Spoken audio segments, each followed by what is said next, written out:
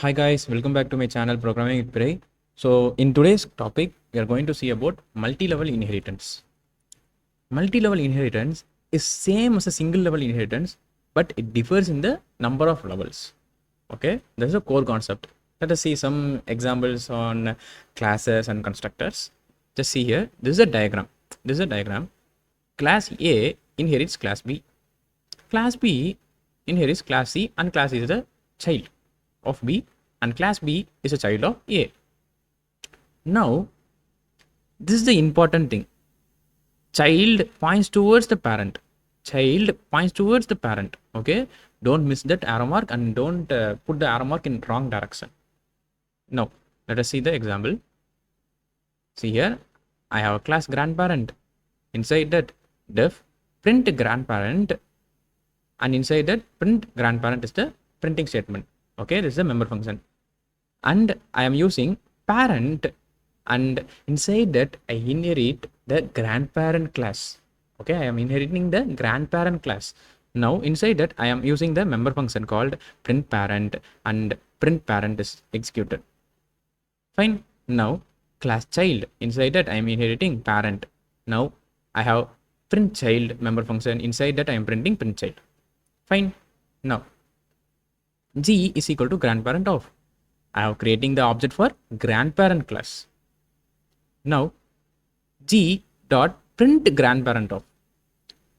So I am printing the grandparent.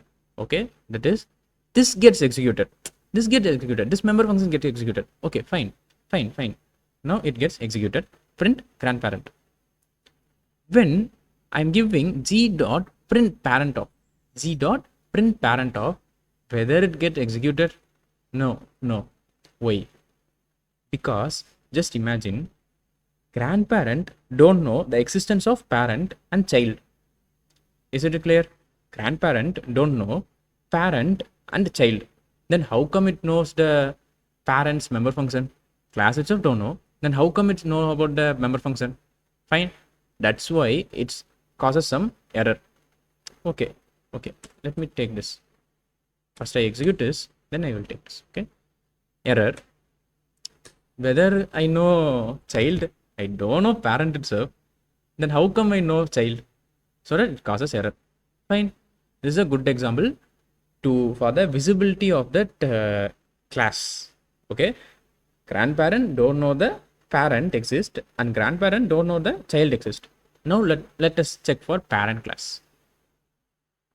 Same code, just I created an object for parent, then p dot print grandparent of.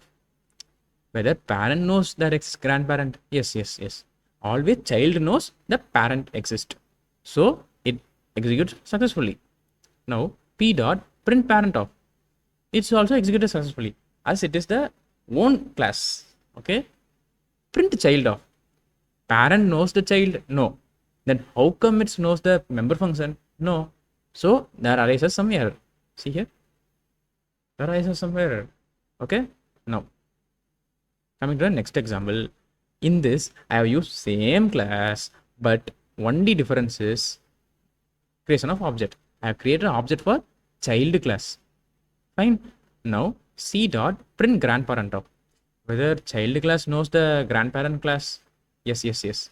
Child knows parent class knows grandparent class. Then absolutely child knows grandparent class. Fine. Now child knows parent class. Yes. Then these two gets executed successfully. Again, own class knows its own object knows its class, right? Then it's also executed successfully. So that's why this program executed successfully. Now, according to conclusion, we can conclude that child knows parent, child knows grandparent, child knows anything about that level. But parent don't know anything below that level. That is, parent don't know about child, grandchild, grandchild. Okay. This is the conclusion made up of these three examples. Now fine. Now we are going to the next example. For this, I am creating the constructors. Now we are going to see about constructor example. See here, I have grandparent class. Inside it, I have a constructor. I am inheriting a parent class, and I also have a constructor. And inside this child class, I also have this constructor, and I am inheriting the parent class. Fine. Now this example is fine. Now C is equal to child of. C is equal to child of. So child class object is created. So child class constructor gets executed. So this print child gets executed. Okay. P is equal to parent of. Okay. So P is equal to parent of. So this constructor gets executed, right? G is equal to grandparent of. So this constructor gets executed. So based on this example, I can conclude that first I am creating a object for child. So first the control flow goes to the child and checks whether there is any constructor. Whether there is any constructor, yes, yes. Then why want I go for parent? Why want I go for grandparent? So that constructor gets executed. Okay, this is the conclusion from this example. Let us see next example for clearance. Constructor in only grandparent. I have constructor in only grandparent. What will the output? See here, class grandparent. Inside it, I have constructor. In other, I don't have any constructor, but I have inherited in other classes. Okay. C is equal to child of. P is equal to parent of. G is equal to grandparent of. So whenever I am creating object for some class, constructor will invoke automatically. Yes, yes. So C is equal to child of. Whether the child have any constructor? No, no. Go to the above level. Go to the parent. Whether parent have any constructor? No, no, no, no.